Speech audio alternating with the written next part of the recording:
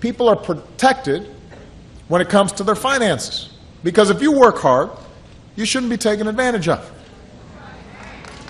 And today, they're taking new steps towards cracking down on some of the most abusive practices involving payday loans and title loans. Now,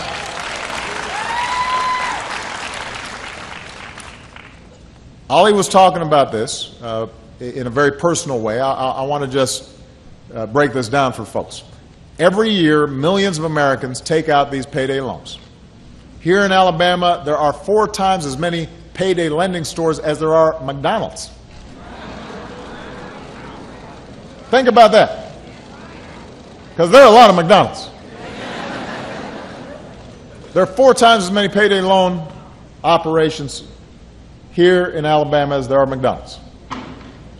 Now what they'll say, the folks who run these things, in theory, what they'll say is these loans help you deal with a one-time expense. So your car breaks down, you got to get to work, you go there, cash your check real quick, or get a quick loan, and then that's the end of it. In reality, most payday loans aren't taken out for one-time expenses. They're taken out to pay for previous loans. You borrow money to pay for the money you already borrowed. As Ollie will tell you, before you know it, you find yourselves trapped in a cycle of debt. At first it seems like easy money, but the average borrower ends up spending about 200 days out of the year in debt.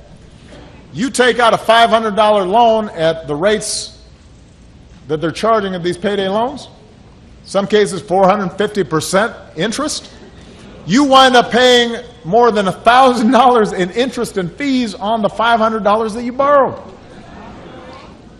We were hearing a story from some of the advocates who were working here in Alabama, a story about a family. The grandmother died, matriarch of the family. She passed away. They don't have quite enough to pay for the funeral. They go to a payday loan, borrow for the funeral, can't pay back the loan in time. The family's car gets taken away, and the 2 folks who are the breadwinners in that family lose their jobs because they can't get to work.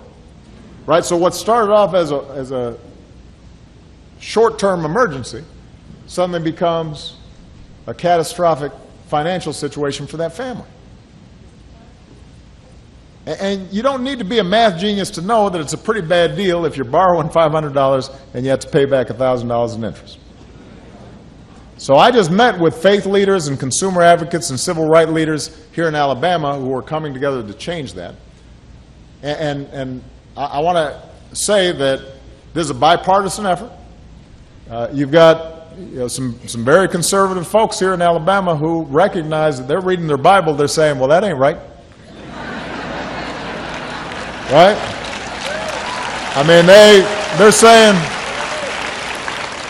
you know, the Bible's not wild about somebody charging $1,000 worth of interest on a $500 loan, because it feels like you're taking advantage of somebody.